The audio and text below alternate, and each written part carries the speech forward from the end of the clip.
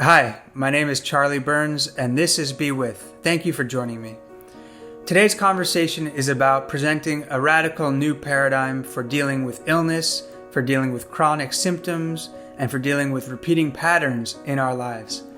And our guest today is Isabelle Benarous. Isabelle is the founder of BioReprogramming. She's the author of the Bio Breakthrough, and she's one of the leading lights in this new emerging field presenting alternatives to the traditional Western medicine approach of dealing with the symptoms and not the root causes of illness. So I'll let Isabelle explain her work for herself.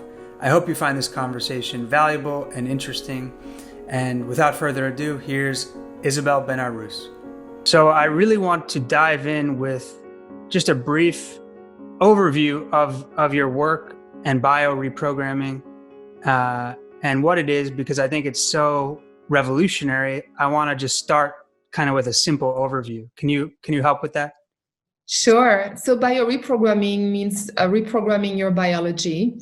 And why would we reprogram our biology? Well, it's because it's been discovered that in order for people to have a health issue, they need to have a conflict, an emotional conflict that they were not able to resolve. So bioreprogramming permits you to find the root of the emotional conflict, the stress that happened prior to triggering an illness.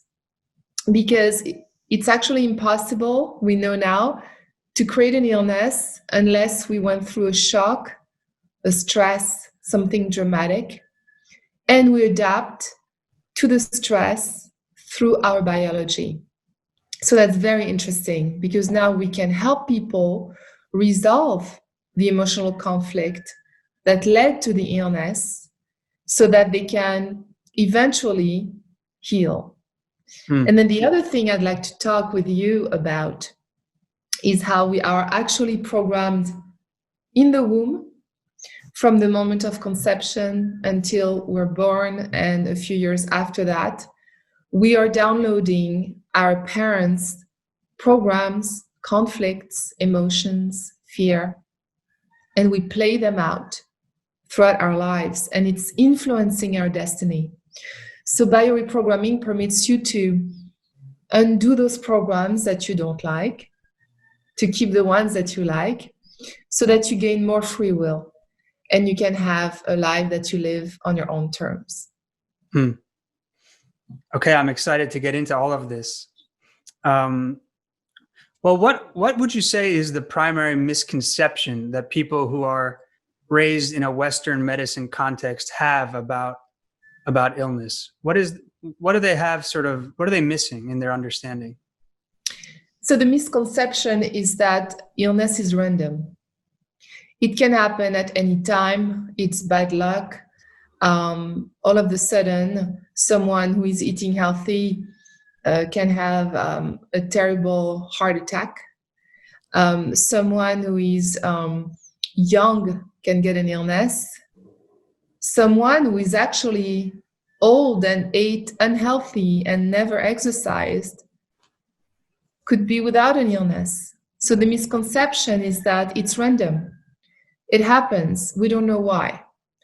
So we're going to say it's pollution. We're going to say it's nutrition. We're going to say it's gene related.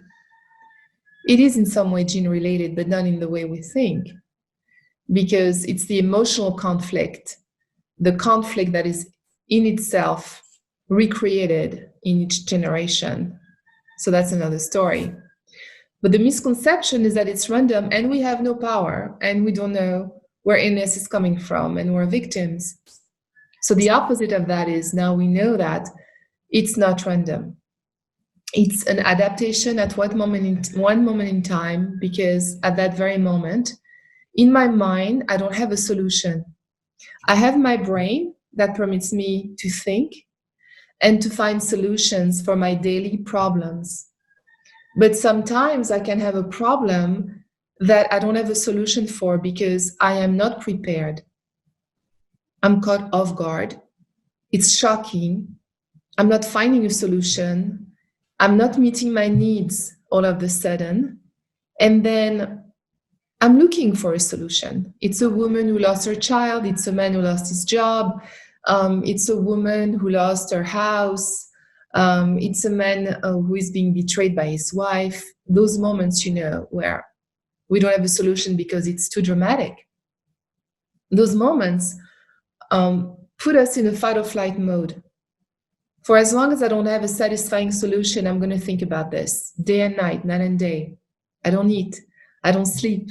I don't pay attention in the environment because I'm dwelling on my problem. So I don't see the cars around me. I don't see the buses around me. What does that mean? I could die at any moment now because I'm preoccupied. And the high level of stress stops me from functioning in my environment, and my subconscious, which is programmed in terms of survival moment to moment, is going to have to find a solution to keep me alive because I cannot continue at that rate. The solution cannot be found externally because the subconscious cannot go in the world and fix my issues, but the subconscious can only help me through my own body. So the subconscious is going to recall that throughout evolution, I evolved based on needs. The organs that we have in our body exist because of a need throughout evolution for me to stay on the planet, for you to stay on the planet. Symbolically, our ancestors, of course. We had to find a solution moment to moment to adapt to all the changes in that stressful environment. So when I'm stressed today, if I cannot digest what someone did to me, or if I cannot swallow what someone did to me, well, then what's going to happen is that my brain is going to remember, oh, I'm capable of using the program related to the throat or the programs related to the stomach to multiply cells if I need to, so that maybe the symbolic morsel that that person cannot digest could be digested. So illness is an adaptation. I am using my organs to solve the problems that I cannot solve in my mind. And that's why it's not random. Mm.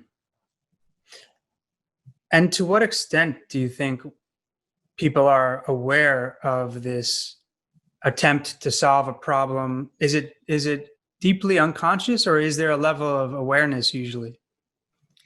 Well, it's an interesting question because when I speak to people that come to me with an illness, they say, or they already know before even reading my book or knowing what I do sometimes, they say, I had a big stress and I know that right after that I get sick. So intuitively, we know that. Also, when we're very stressed, don't we say to ourselves, I don't want to make myself sick, because we feel that there's something that's going on. So yes, consciously, I know I'm looking for a solution to my problem, but subconsciously, my brain is trying to find solutions, and I'm not aware that my subconscious is going to trigger a solution in my body. So I'm not aware of that part. I'm only aware of the part that says, right now, I don't know what to do.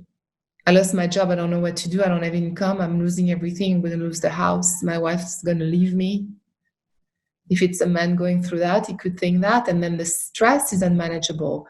And so what's important is that we create or we give a meaning to our experience. And we have what is called a felt experience. I feel a certain way about that problem. The way it resonates with me is in terms of something. Deep down, I feel I can't digest, maybe. So the subconscious is going to read the metaphor I'm creating in my mind. If it's about digestion, because there is no difference subconsciously between real, imaginary, virtual, or symbolic. If the subconscious records there is something to digest here, because the brain won't know if there's a real morsel to digest in my stomach or if it's virtual, it's going to be the same solution. So what's the solution if someone feels they cannot digest something? Well, it's to provide more gastric sugar because there's something really big to digest, right? What's capable of providing more gastric sugar? More stomach cells. The more cells, the more gastric sugar I'm going to have available in my digestion. And so what is the cell proliferation? it's a tumor. So cancer is actually the perfect solution to digesting a morsel that I cannot digest, whether real or virtual, symbolic. If I feel I cannot swallow something, it's the same story. If I have more cells in my throat, like a throat cancer, that means more mucus will be available to slide down the morsel. So it's logical. It makes sense in the biology. If a mom has a child who is dying at the hospital, she wants to protect her child. She wants to feed her child symbolically. She wants to provide that type of nurturing to her child that's dying. But it's a situation that is beyond normal. It's not about giving food for lunch this time, or taking care of the child before going to bed, or taking care of a little flu. It's a life or death situation. So now, in an extreme case, the biological solution to such conflict will be a cell proliferation in the breast. Because the more cells the woman has, the more she can provide milk symbolically for her child that's dying. So each organ has a function. Each organ is connected to an emotion. Each conflict and its perception resonates with an emotion, which connects to the organ. And that's how we have illnesses. And so that's fascinating, because now that we have this consciousness, and many doctors are aware of it more and more, we're capable of going back to the moment, what happened in that moment, and how could we find a solution for you so that you don't need to continue using your body to express a solution. And that's what we do with BioReprogramming. Mm. And when you speak, it sounds almost obvious. It sounds like common sense. And I have lived in California for a few years, so maybe I've gone off the edge, and it's really far out. But when you speak, it seems kind of obvious. So I guess my question is, what about people who come in and there's just no obvious trigger? Do you ever experience that? People you work with, you just can't find anything? So actually, very rare. Extremely rare. I can say almost always I find a trigger.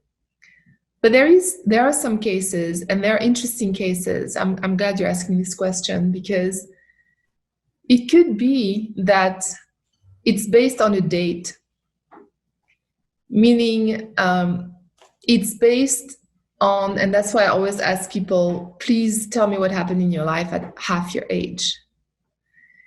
Because when we have a trauma at half our age, we can express the solution to that trauma biologically today. Why half? Meaning it could be a woman is 25, she has a little girl, she lost her little girl in a car accident and got totally shocked and traumatized, but she didn't trigger an illness at that time. Now she's 50, her brain is rereading, because the brain is like a search engine. It's reading dates and time. It calculates all the time.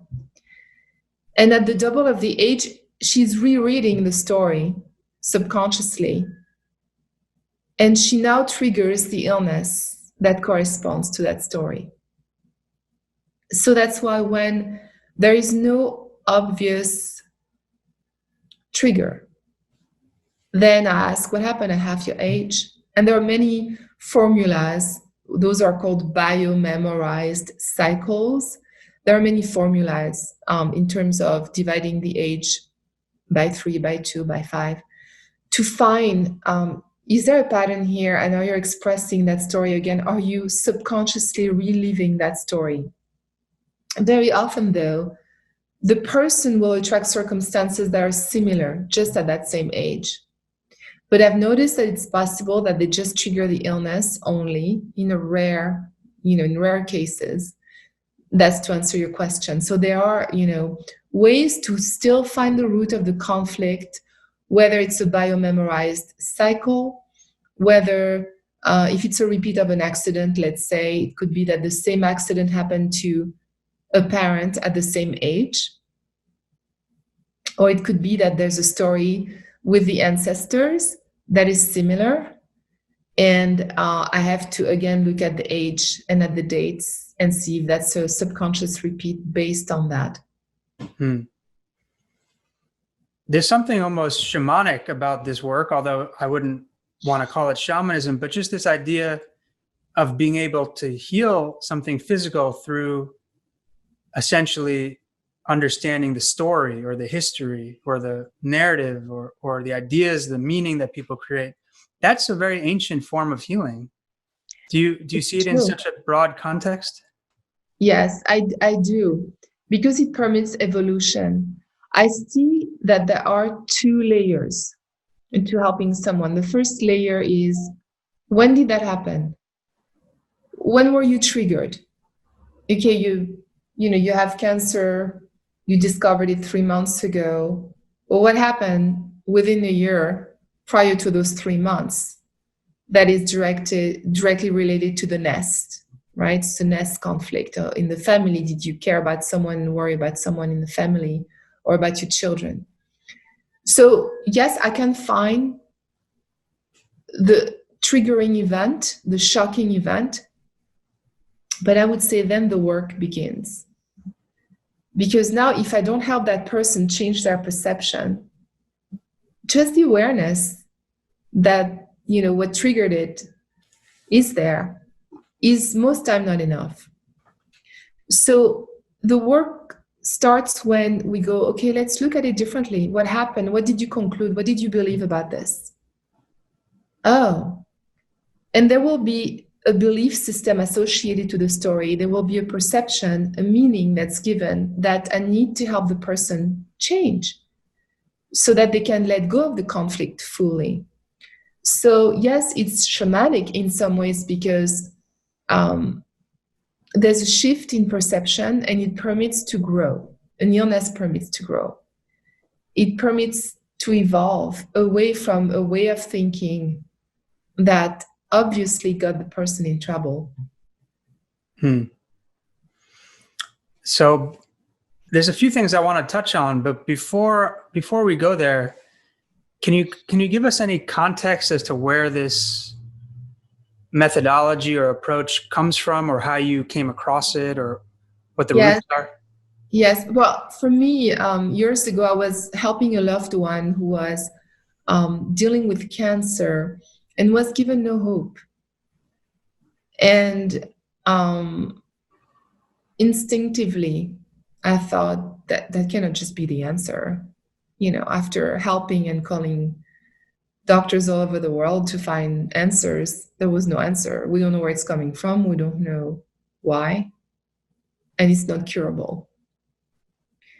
But you know what happened when you look, you find what you need to find if you ask the universe to help you and support you. So I came across the work of Dr. Hammer. It's a German doctor who figured out all those connections more than 35 years ago already. And who's been, through a lot because, of course, it was not accepted by, the medical doctors at the time. Interestingly, now it's starting to be accepted more and more because doctors, for them, it's starting to make sense. So I came across it while I was helping someone, but then there was more to discover because, again, understanding the origin of the conflict is not always enough. And so I had the chance to work with other doctors who had, evolved the process. And then I came to the point after years of studying all this to develop my own, because I thought, well, people need tools. We need to create tools around this so that people can shift. And I really focused on, once we know the story, let's use, and mainly I use neurolinguistic programming. Let's help people modify their perception so that they can get better and heal. Or change their lives, because actually this is not just about healing. The discovery of a doctor called Mark Frechet was about what's happening when we're in the womb. And it's also about understanding why people keep on having the same obstacles over and over. Some people, no matter what, they don't make money. They struggle financially all their lives. Some people, they break up 3, 4, 5 times. There's a pattern there. Where is that coming from? Why would they break up? Or it may be that they never are able to do the job that they want. And then it can be anything. It can be that they repeat accidents. So what's going on? Where is that coming from? Why do we attract what we attract? And that's where it's very interesting to look at, well, maybe I'm expressing something that my parents could not resolve at one time. So the work of bioreprogramming is way bigger than just the illness. It's also about changing patterns and understanding programs that are limiting in your life, and how can we change them and now give you more free will so that you can move on your own terms. So why would a child be motivated to live out the kind of unresolved conflict of his or her parent? Yes, so that's a good question. So actually, we don't know that we're downloading it. And the way it works is very interesting. I'll give you an example. Imagine a child being conceived while the mother wants to separate from her husband. She wants to separate because he drinks, he's having affairs, she's not happy, but she has 2 other kids and they're small.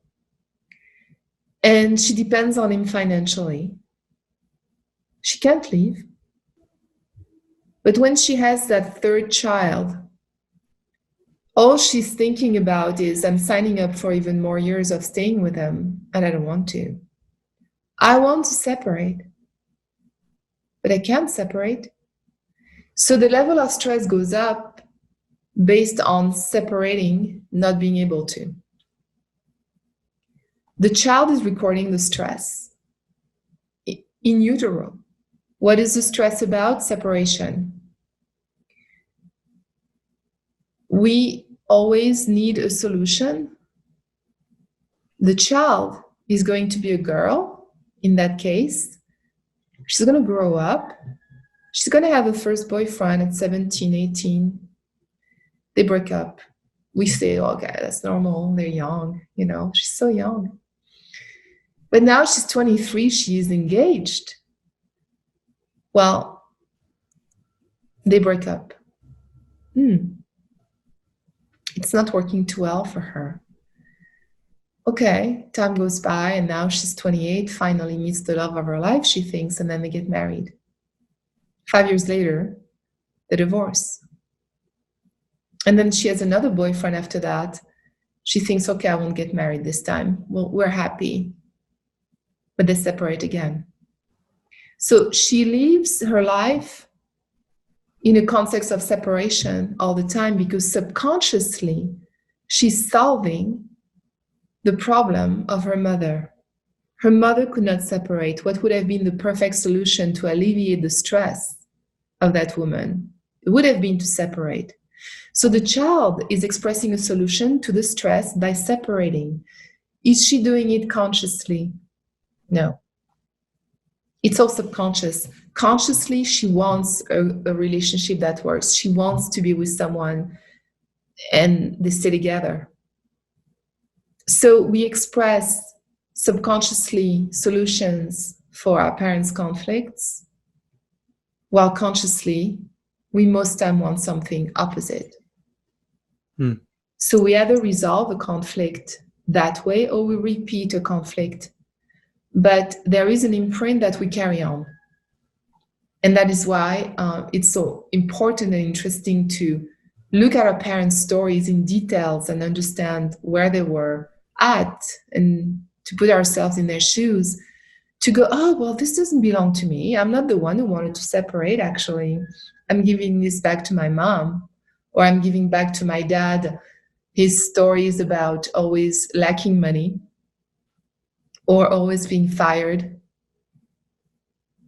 And it's fascinating. I mean, you see people completely changing their lives in an instant, I would say. When they leave the office or when they leave the seminar, it's over because they worked on it.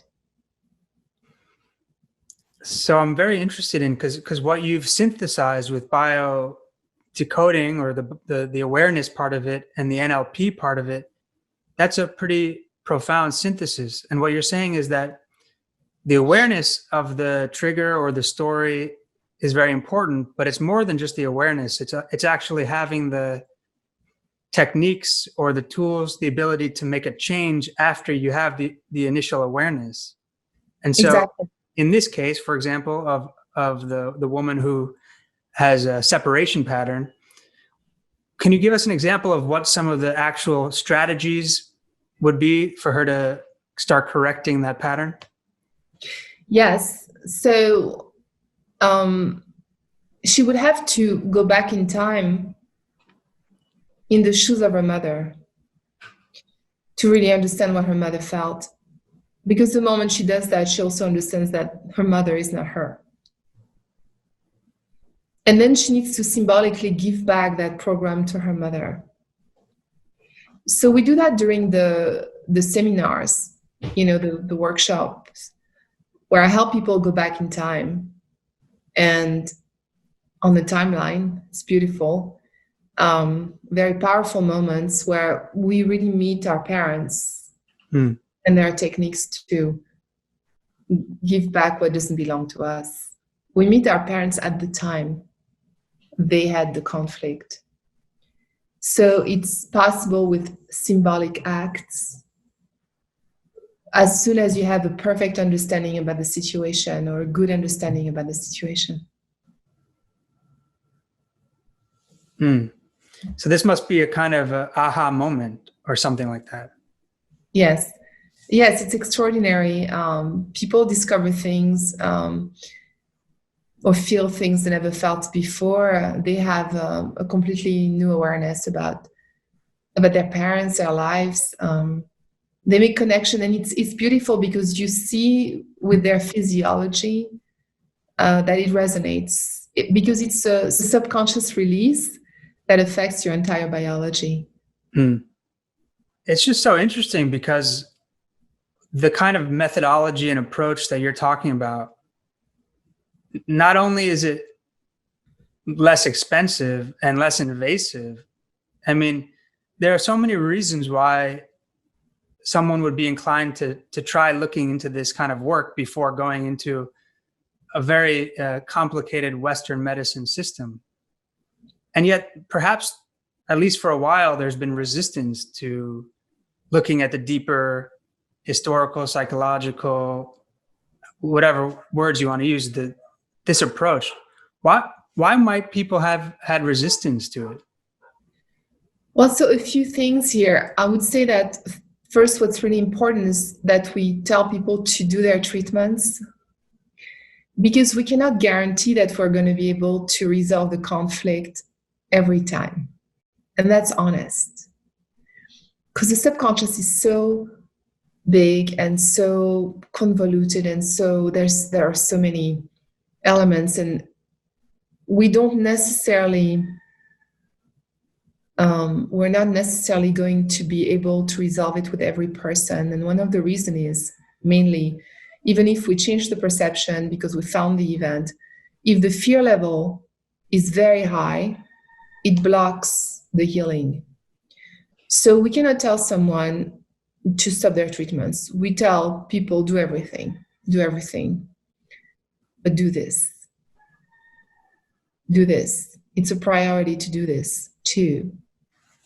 And well, I think the resistance is coming from a lack of information. For as long as we have not studied something or known something well enough, we resist it because it's not clear, it's not familiar, it doesn't make sense. So it's really about informing people in a way that, permits them to really, for it to make sense in their mind enough that they're going to go, yeah, this is something I want to do. I want to investigate this. This is worth it.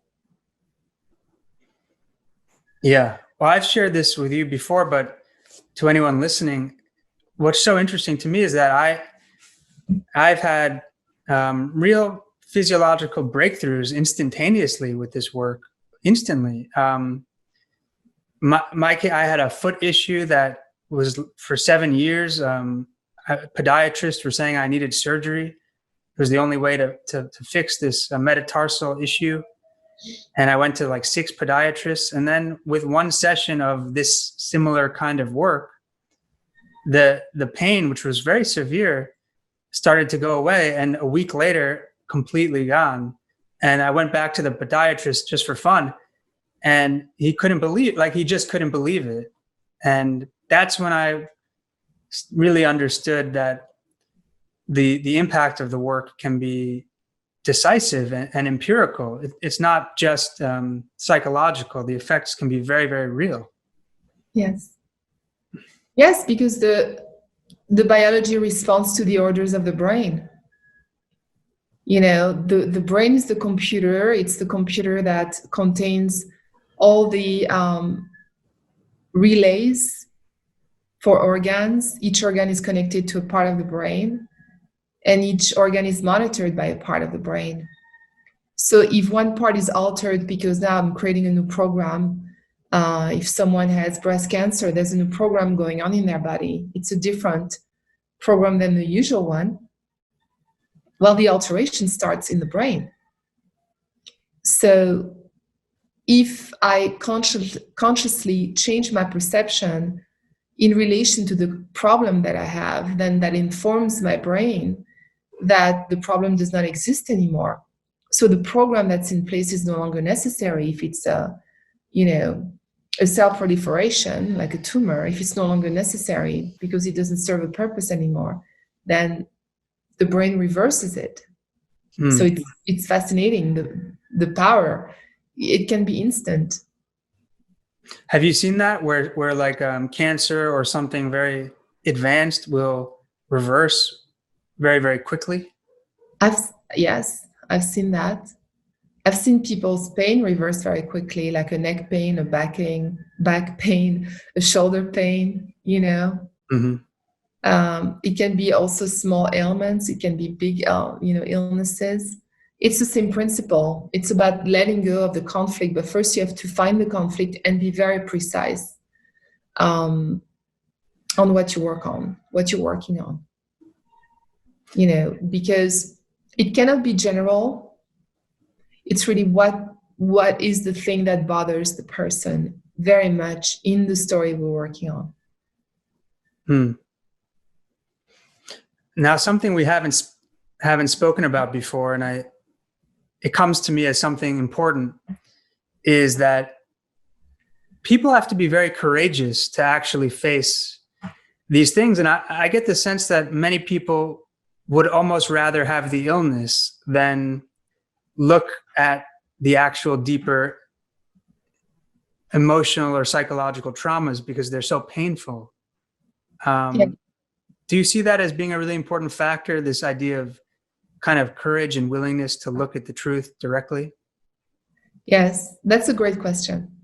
Because when an illness makes you look at a story, and when your only chance to change your perception, and in that perception you may have to forgive someone, and there are things that are really hard to forgive in life. I hear stories that are really hard to forgive. Or even look at yourself and how you acted in that situation, and maybe you were off. So now you're going to have to realize, wow, I didn't see that part. I deleted that element. That's hard. That's very hard. Some people don't want to go there. They want to keep their same point of view, and then that will block the healing because there's no movement, there's no shift at a psychological level that is strong enough it needs to be 100% the shift. It cannot be, I forgive you, but 10% of me is not forgiving you. Because the story keeps on going in the same way, and the need for, if I cannot digest the fact that my boss fired me, I cannot forgive him. Well, it continues to stay alive in my mind. Oh yeah, I understand some of his reasons, but not all of it. It needs to be 100%. It's a quantum jump. It's a new reality that I'm creating for myself now. So you're right. That's how it doesn't work for everyone, because you need to be willing to go there. And that's not for everybody to do that. Mind you, sometimes when people are really scared of the illness that they have, they will be willing to do it because they do anything to help themselves. So there is that element as well of being cornered. Mm. So that's why it depends on the case. Mm. So for anyone listening who or watching who might be interested in starting to take some steps for their own healing, whether it's physical or patterns in their life or changing, and I know you have a new book, and I want to talk about that, but is there anything people can start to do on their own? Any simple exercises or practices just to start a process of shifting things? Yes. One thing that people can do every time there is a conflict in their lives, go back to the conflict and jump in the shoes of the other people in that conflict. Train your mind to do that, and then see your part in it, and own up to it, because that's a gymnastic of the mind that's very powerful. Then what happens is that next time there is a conflict in your life, you're already trained to do that. So you're not going to suffer as much because you see different points of view. You don't go in right away into, oh my God, I can swallow this, I can digest this, or I can bear this, or I can see this, or I can hear this. All those are the organs, that can be triggered.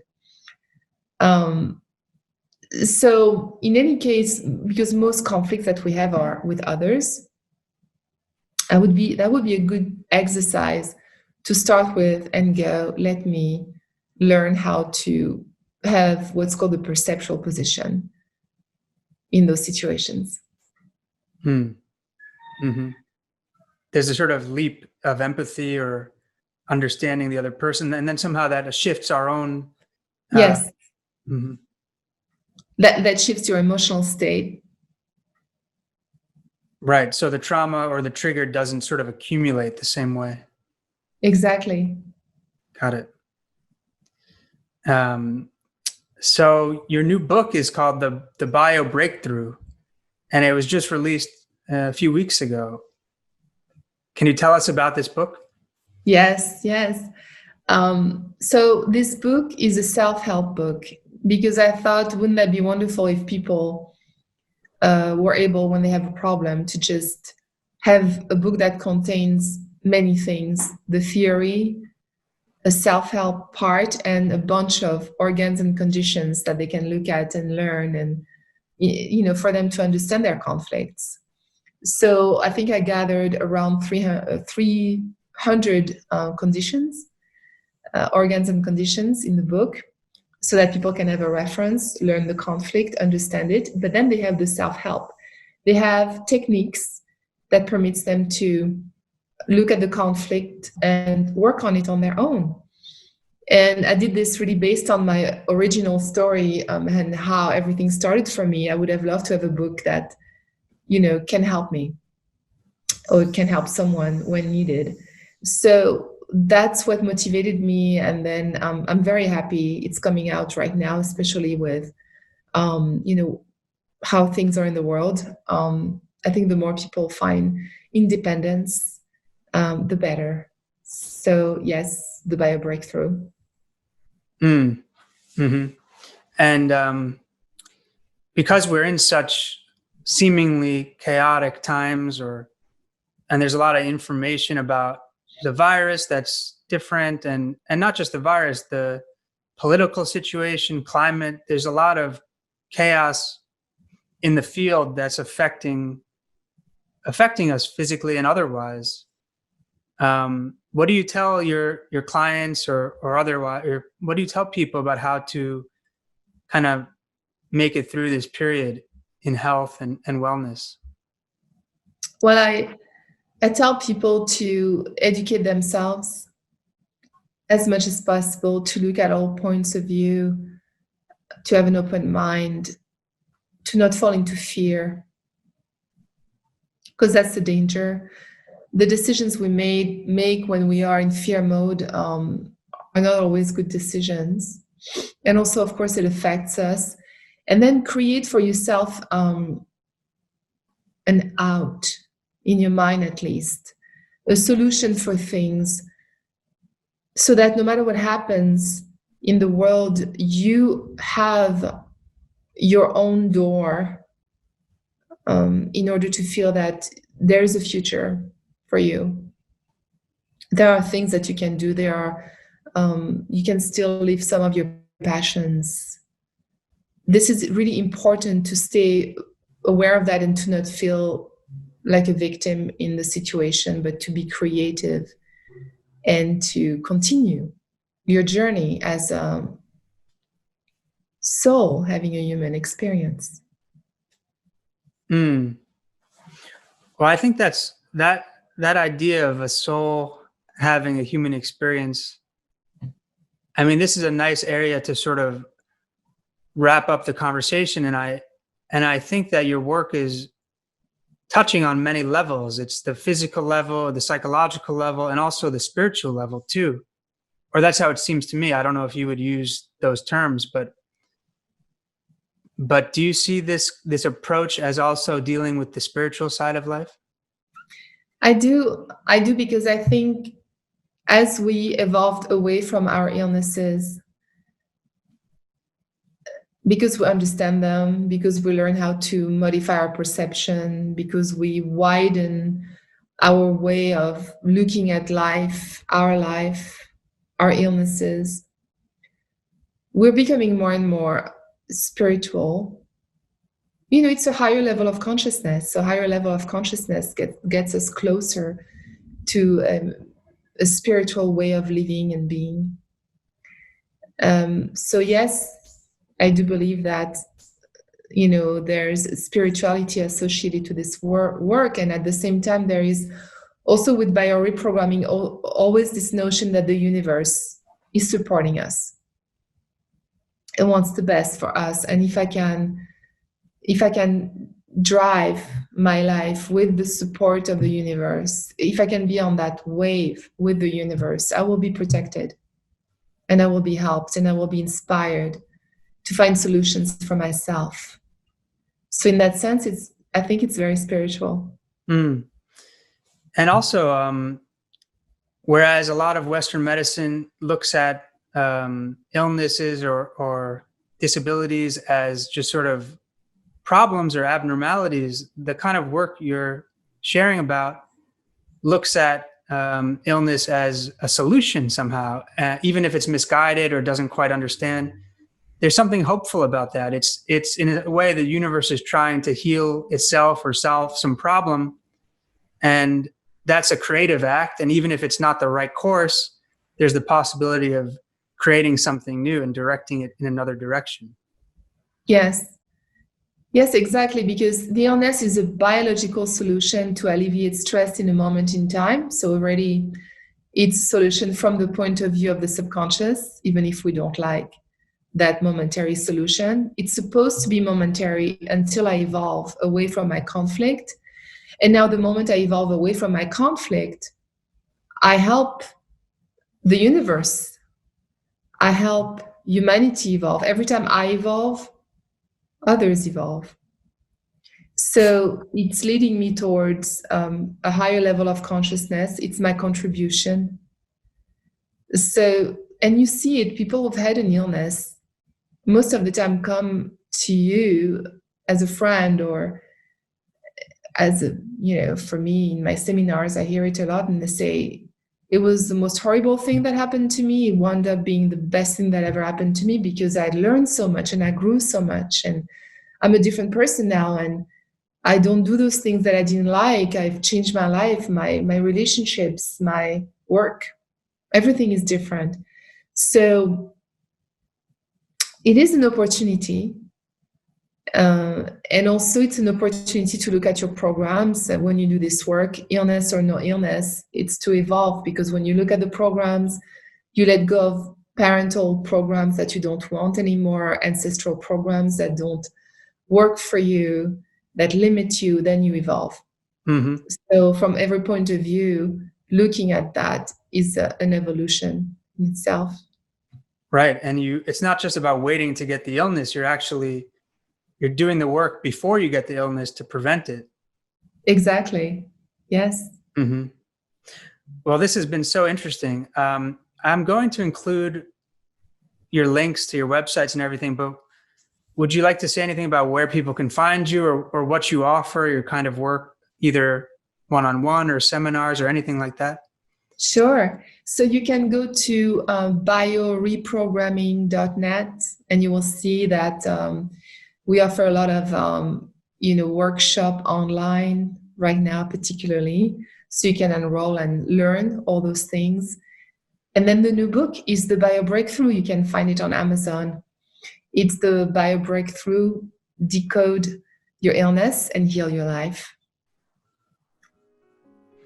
Isabelle, thank you very much for speaking with me. It's been a real privilege. Thank you so much, Charlie. It was a pleasure to talk with you today.